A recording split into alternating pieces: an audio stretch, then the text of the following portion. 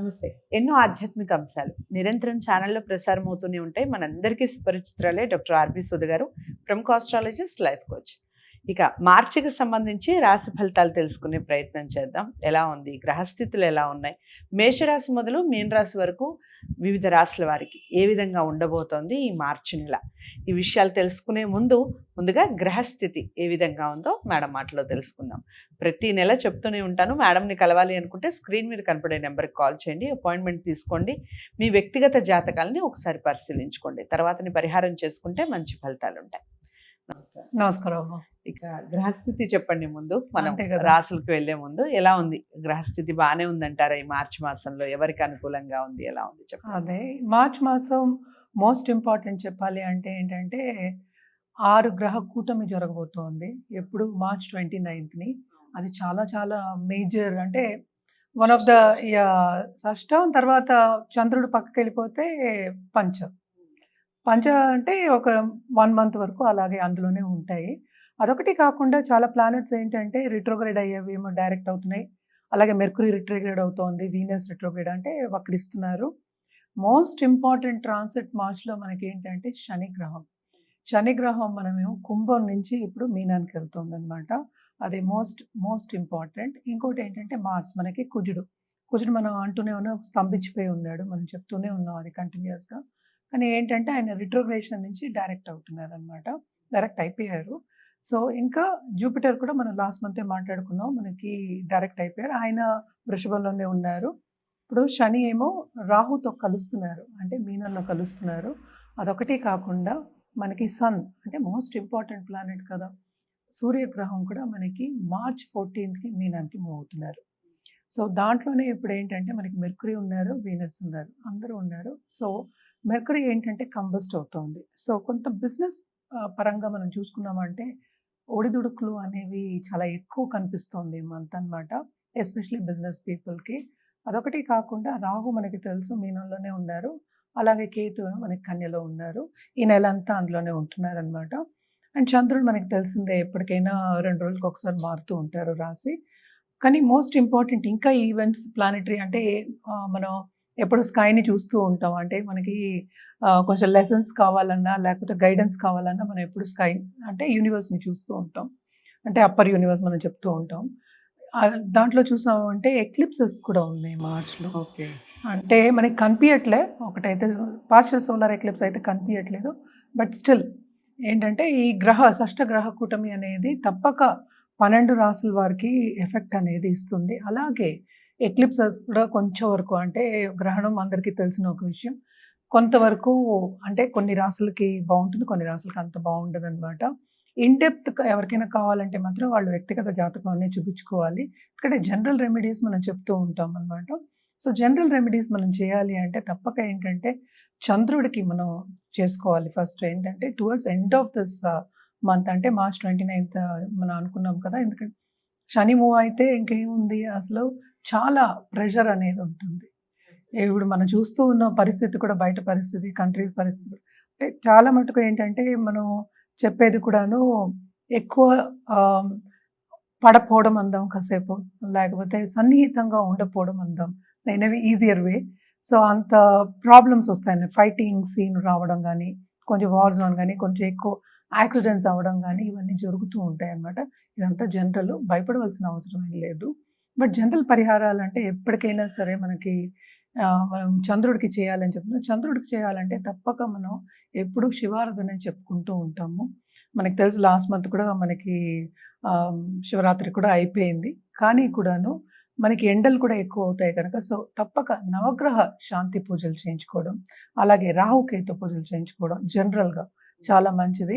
చంద్రుడికి అండ్ స్పెసిఫిక్గా ఎందుకు చెప్తున్నాను అంటే ఇట్ ఈస్ బికాస్ గ్రహణాలు కూడా వస్తున్నాయి కదా. సో దానం ఇవ్వడం అంటే బేసిక్గా ఏంటంటే ఎప్పటికైనా మనం బియ్యం దానం ఇవ్వడం చెప్తాం. సో 1.1 kg బియ్యం దానం ఇవ్వడం అనేది చాలా మంచిదన్నమాట. అదొకటి కాకుండా నిత్యం పూజ చేసే వాళ్ళకి ఏముంది, ఎప్పటికీ బాగానే ఉంటుంది.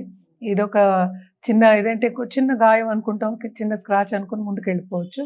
బట్ ఏంటంటే ఇప్పుడే పైకి వచ్చే వాళ్ళందరూ ఉంటూ ఉంటారు. సో కొంచెం వరకు యాంగ్జైటీ లెవెల్స్ పెరుగుతాయి కనుక ఈ పూజలన్నీ చేసుకున్నప్పుడు కొంచెం పాజిటివిటీ అనేది ఇంక్రీజ్ అవుతుంది.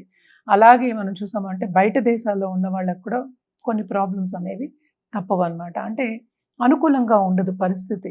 అంటే ప్రతికూల పరిస్థితి అని మనం చెప్పట్లేదు. బట్ అనుకూల పరిస్థితి అయితే ఉండదు. ఎక్కడికెళ్ళినా కొంచెం చికాకుగా ఉండే ఒక పరిస్థితి ఈ నెలంతా మోస్ట్ ఆఫ్ ద రాసులకి అలాగే ఉన్నాయనే చెప్పుకోవాలన్నమాట. సో, జనరల్‌గా ఏంటంటే ఇప్పుడు మన శని గ్రహం గురించి మాట్లాడుకోవాలి అంటే ఏలినాటి శని అనేది మనకి మేషరాశి వాళ్ళకి మొదలైంది. అలాగే మీనరాశి వాళ్ళకి రెండో ఘట్టం. అంటే మోస్ట్ ఇంపార్టెంట్ ఘట్టం అన్నమాట. అలాగే కుంభరాశి వాళ్ళకి లాస్ట్ ఘట్టం ఉంది. సో, ఇవన్నీ ఉన్నాయి. అదొకటి కాకుండా శని, రాహు కలయిక ఉంది. అలాగే వీనస్‌తో కలయిక. అంటే వీనస్ అక్కడ ఎగ్జాల్టెడే. బట్ అగైన్ ఏంటంటే రిట్రోగ్రేషన్‌కొస్తున్నారు. First week of this month రిట్రోగ్రేషన్‌కొస్తున్నారు.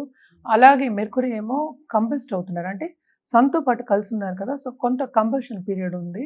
ఆయన కూడా ఏంటంటే రిట్రోగ్రేషన్ 15th మార్చ్ అంటే second half of this month రిట్రోగ్రేషన్‌కెళ్తున్నారు.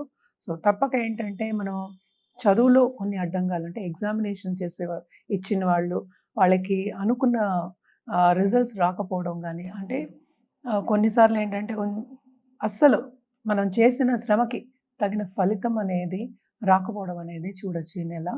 సో, అందరికీ ఈ మంతే రిజల్ట్స్ వస్తాయని లేదు. మనం మాట్లాడుకునేది ఈ మంత్ వరకే. అంటే ఒక 31 రోజులు అనుకుందాం. 31 రోజుల వరకే. మళ్ళా నెక్స్ట్ మంత్ గురించి మనం అవన్నీ లైఫ్ ఎక్స్టెండ్ అవుతుంది గనక రోజువారీ మన జీవితం మనం చేసుకుంటూ ఉండాలి. సో, మనం పరిహారాలు చేసుకుంటూ ముందుకు సాగాలి. తప్పక పరిహారాలు చేయాలి అనేది లెక్క అనమాట. సో, ఎస్పెషల్లీ ఈ ఎక్లిప్సెస్ కూడా చేసుకోవాలనమాట. అందుకని రాహుకేతు పూజలు చేసుకోవడం అనేది చేస్తూ ఉంటాం. ఎక్లిప్సెస్ వచ్చినప్పుడు మాత్రం మనం ఏంటంటే ఎక్లిప్స్ టైంలో మనం తినం. మనకి అందరూ చేసే ఒక కార్యక్రమమే అది.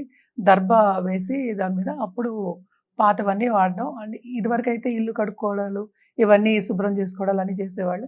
ఇప్పుడు పాటిస్తారు. అండ్ గుళ్ళు కూడా మూసేస్తారు. కానీ ఈ కాలంలో అంత కడుక్కునే అంత ఇది లేదు. కానీ కొంచెం ఇల్లు శుభ్రం చేసుకోవడం మంచిది. అట్‌లీస్ట్ దేవుడి గది అయినా ఇవన్నీ శుభ్రం చేసుకోవడం మంచిది. చాలా చక్కగా వివరించారు. ఇక గ్రహస్థితి గురించి తెలుసుకున్నాం కదా! ఒకసారి పాటించే ప్రయత్నం చేయండి. అన్ని రాసుల వారికి ఇది వర్తిస్తుంది. ఇక తదుపరి రాశి తులారాశి. తులారాశి వారికి ఏ విధంగా ఉంది మార్చి మాసం చెప్పండి? తులారాశి వాళ్ళకి టు ఎ సర్టెన్ ఎక్స్‌టెంట్ మిశ్రమ ఫలితాలే చెప్పుకోవాలి. ఎందుకంటే మనం చూసాము అంటే మోస్ట్ ఇంపార్టెంట్ బెనిఫిక్ అంటాం. మంచి చేసే ఒక గ్రహం. 6వ ఇంట్లోకి మూవ్ అవుతుంది. అంటే శని గ్రహం. అలాగే 12వ ఇంట్లో కేతు ఉంది. సడెన్‌గా డబ్బొచ్చే సూచనలు కనిపిస్తున్నాయి.